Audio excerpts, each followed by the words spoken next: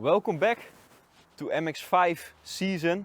We're working to Christmas. MX Christmas.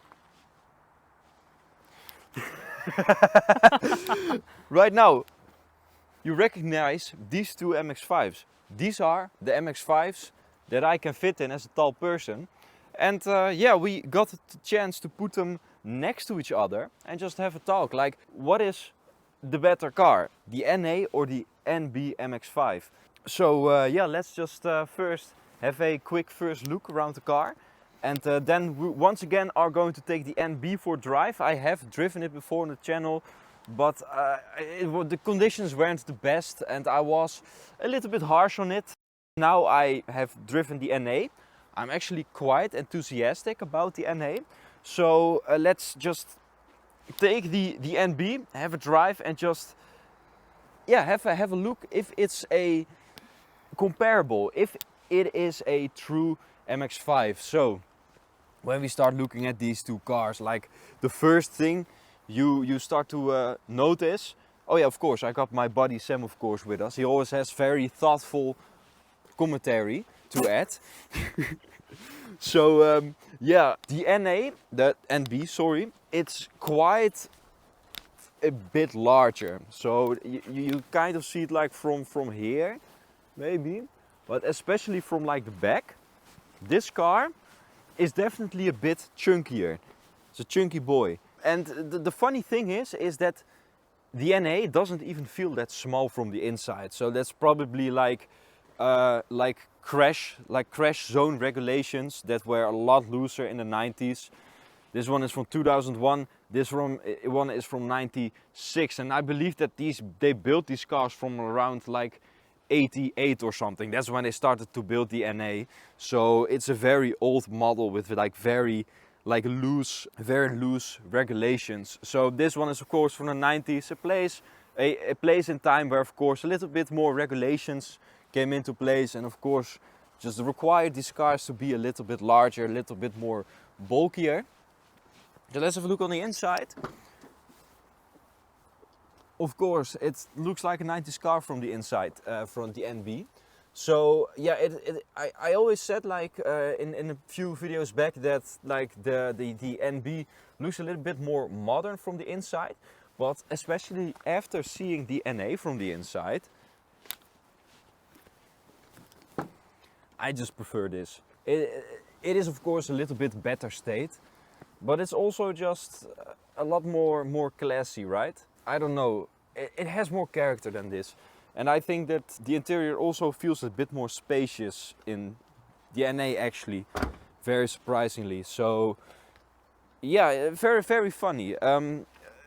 Maybe without like the modifications, because this car has of course the wooden steering wheel and like the wood stickers and stuff. Maybe if that is out of the car, it looks of course a little bit more basic. Maybe I would prefer this one if this one was in better state, but just in the state, modified state it is right now, I actually think it looks really classy, also with the British racing green and the chrome. It's just, yeah, it kind of just old school roadster feeling.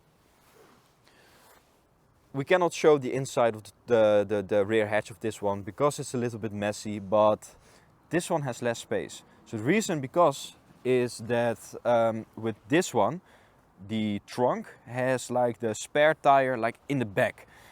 With this one, it's like under a plate, right? So you have a plate, you have the wheel, you have like a bottom of the car, and then you put your stuff on it. So this one is less deep, but it's about the same size. Like, it really just got bigger from like, yeah, I don't know.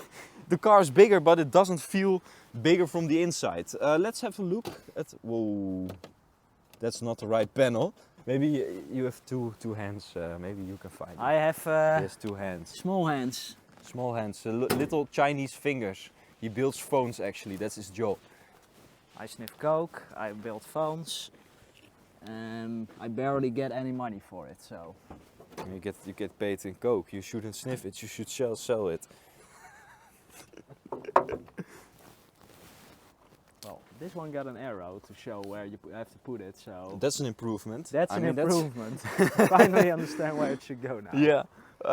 Yeah, a lot more space. I believe this one has a lot more space in the front. Like, it's longer from the front, of course. It does do more sucking, of course. Really nice, really nice. But there's a lot more space in here. You have a lot more room to work with this car. The NA is like very tight. This one is very, very open, very much space. Of course, you can get this car with a 1.8, so this is going to be a little bit bigger. However, like here I get it. I like, oh, of course, you can fit a little bit bigger 1.8 in the car, but with this one,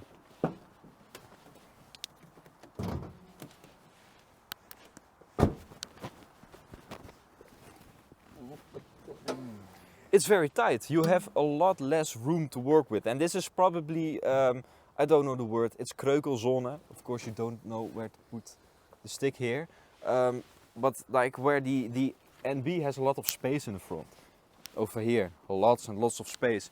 You don't have it over here. This is a much more tight fit, and I think that's the main reason for the big size difference that this car has. The headlights, of course, they take quite some space. Yeah, and the headlights take up space, of course. That's also true.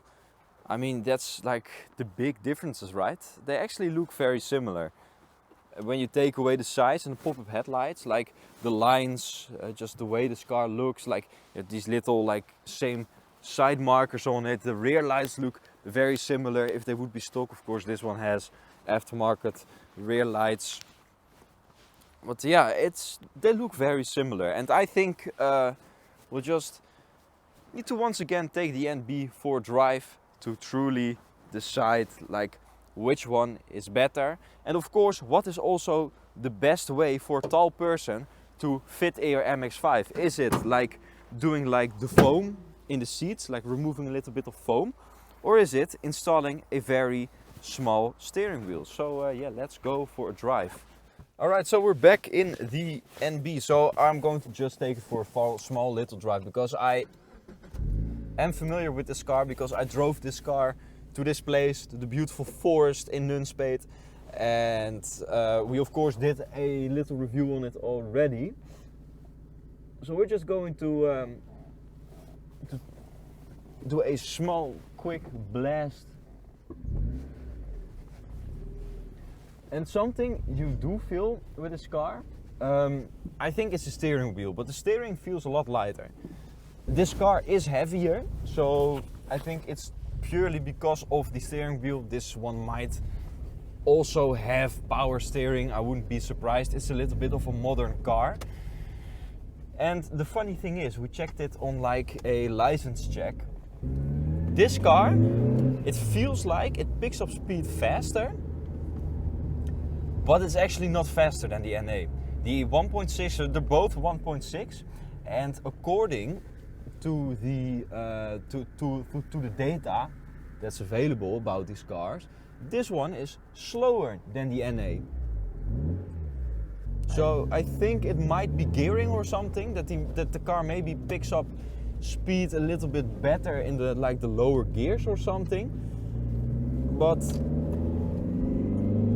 I mean, yeah, I think you feel it over here. This is where the car feels slower, where you get in the higher RPMs. But I mean, still a very, very fun car to drive. This car is heavier. I got to say that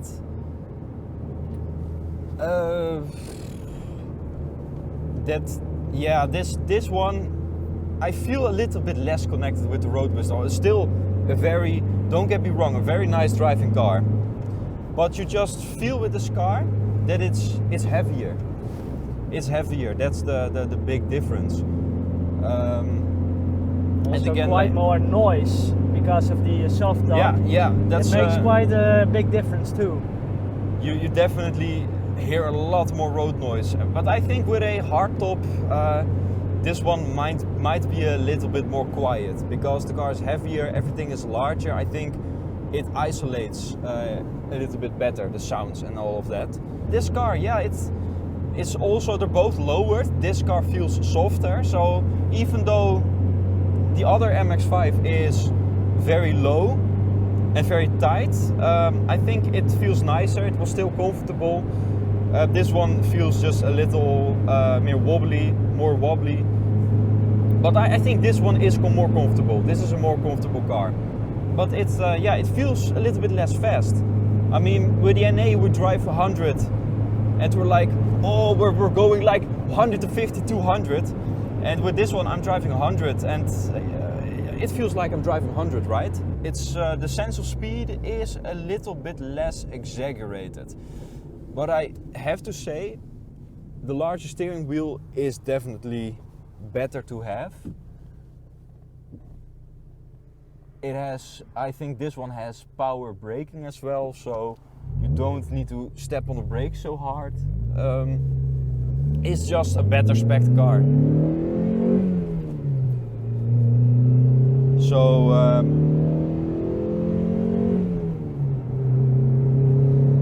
yeah, I love that sound.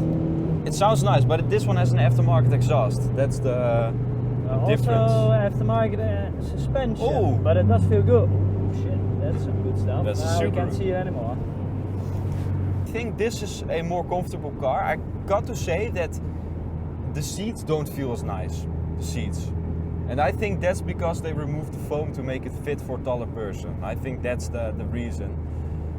Long time drives at the moment shouldn't be a good idea.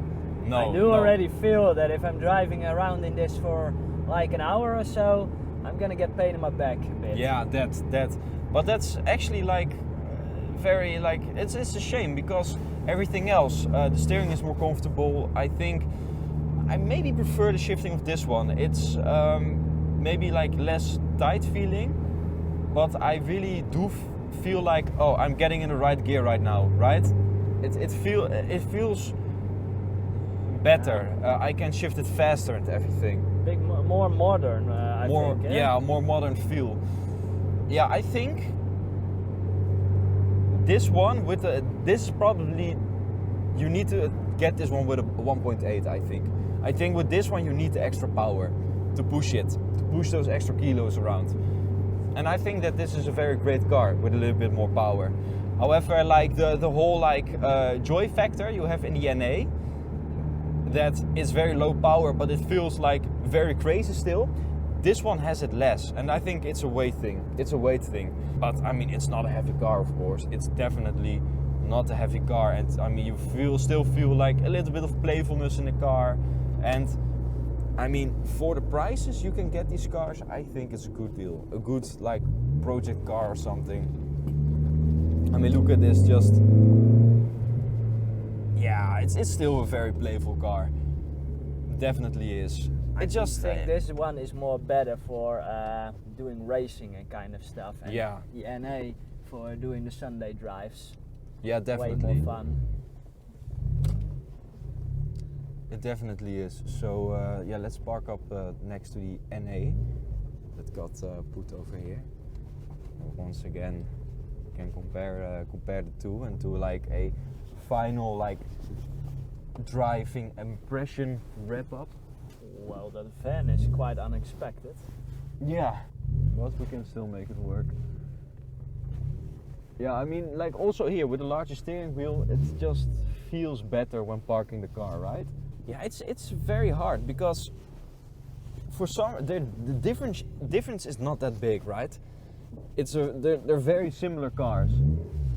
However, for some reason the NA just feels like so much more fun than this one. Not that this is a bad car. The thing is that the NA is a great car. I think that's the right way to say it. I do think it's just the weight and all the safety precautions they had to take in 2001. Yeah, And that is a shame. that's a shame. Yeah. I think they had to put more money in this to make it a little bit better than the old one, but yeah, sometimes it's not the way to go. It's not the way to get money. No, it's not not for like performance Not and profitable. like yeah, Mazda.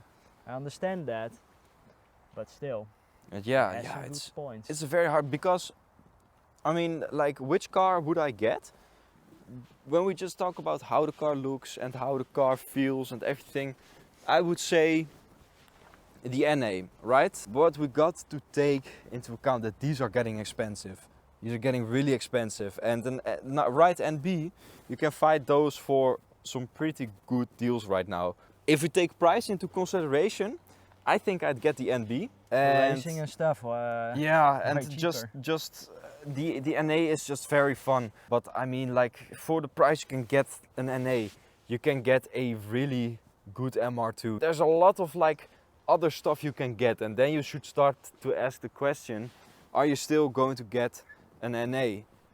The NB prices are still very low, so it kind of is a no-brainer. Fun rear-wheel drive sports car. And also, if I would look at my own situation where I already have a daily and I have like a fun car, I would just get an NA, NB for just something that's like a drift project or something, right? Yeah, it's because it's cheaper. Because it's cheaper. It's Yeah, cheaper, like you get the difference aren't that big. no, and I think that like it sounds like we're talking like a lot of shit about the NB. That's a bad car. It's not a bad car. It's just not as like nice as the NA. But yeah, I think just as a project car, as a tuner car, I mean, just get one that's a little bit beat up for what, like 4,000 or 5,000 euros. Have fun with it. Throw turbo on it, weld the differential, do some crazy wheels or whatever. I think that's the way to go with an NB. The NB is the only generation that got delivered with a turbo from factory. So the turbo NB might be a completely different story. Yeah, I think get the NB. That's it's At the purely a moment, price thing. It's more worth it. It's money. more worth it. If these are going to pick up price as the NA does, I mean, then for the NA. definitely NA, definitely go NA. But You the will current get your money market, back if you go for the NA, and if Yeah. you want to sell it later on, maybe. but I mean, I don't see the NB picking up as much in price because they're not rare cars. These cars are not rare, Not at the moment. not no. at the moment. And This kind of spec is really rare. yeah, in this condition. Becoming really, yeah. In a and also the condition, but an condition. NA in general, an NA Miata is not rare. It's not rare, and you can also find like beat up NAs, and they're still expensive. Beat up NBs are not expensive, and I also don't see the NB getting as expensive as this one, unless we're talking maybe like 20, 30 years in the future, where like these manual driver's cars on gas still are becoming rare in general, right? But then we're having a completely other discussion. Just right now, if you want an investment car, get this one. Not financial advice, but get the NA. And I don't see a 1.6 NB becoming as like desirable as this. Yeah, I think that's all we can say about the MX-5. So I'm And really a little bit buyer advice. little bit of buyer's Always advice. check these spots. Yeah. It's actually every Japanese car, but this is gonna rust. And as you can see, this one is in perfect state. Sadly, he's not selling it, so you're not getting Unfortunately, it. this one is for that one is for sale, but that one has rust. So Yeah. This one Yeah. doesn't have much rust. No, that's dirt. little That's bit not of rust dirt. at all. But No. mostly rust goes in the little corners around here. So that's where you have to look always. yeah. And really, don't go to a garage where there's no light and take a look at the car and buy it. Drive it outside, get some light, lie under it, and really take a look with your phone light or something. Because otherwise, you're gonna find rust somewhere on places you don't want it. Yeah. And it's also Definitely. something, just like with my Syrian, you don't want it around the windows, because rust will move and it will break your windows. Yeah. It can happen also here if a window is placed not greatly in this Yeah. position. So, example, like this one has rust, right? I mean, not that like a bad thing. I think that if I would find a MX-5 NB with rust, I would still get it. Just make sure to use it as an argument to pay less money for the car. Of course, because later on, if it rusts enough, it will be just as light as the NA. Yeah, exactly. Oh, where's the spot? I mean, so like, actually, rust on an NB would be a good thing to look for. yeah. So Take an NB Yeah. with rust, Buy you this get a one. light one. buy this one. I mean, like, of course, in the rust in the wheel well, that's not good. But if you this are, is not enough. This won't make it lighter. this no, but this This will is this will easy also to not fix. this will also not like kill the car. But I mean, like, are you getting something like a track car, a drift car, whatever? Just look out for, you know, something like that. A little rust spot, a little bit like a scratch here and there. I mean, you're going to drift it, you're going to track drive it or whatever. You're going to damage the car either way. So just, I'd say personally, I would look for a NB, preferably 1.8, and just get it as like a fun project car. Have some fun with it, weld the differential, do stupid stuff with it. I think that this car is one of the few cars that you can still do that with. To get a car like this, because cars like this are becoming so expensive. A 240 SX is becoming really expensive. Those old BMW 3 Series are getting really expensive. E36, damn. Yeah, I mean, like, Such a good car, but I so used to look at those expensive. E46s, never got one, and if I look at those prices right now, I'm just going to cry. So I think this is like maybe one of the last great affordable rear-wheel drive sports cars. Fun cars. Fun cars, definitely fun, just not as fun as this one, and it shows in the price. And yeah, they're both slow. So if you're going to want to make a car like this fast, I mean, do the NB, because it's just a platform that's cheaper, and it's just not going to hurt as much if you start to do stuff to it. So I think we'll need to wrap it up with that. There's another Mazda MX-5 video coming up, because we're going to do like a final round, MX-5 versus MR2. We are the MR2 fanboy channel here, so we need to do it. We have to.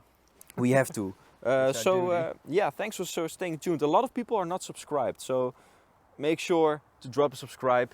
It's going to help out the channel a lot. Allows me to continue doing fun stuff and fun projects. Yeah, thanks for watching, and see you next week in the last part of Mazda MX-5 season.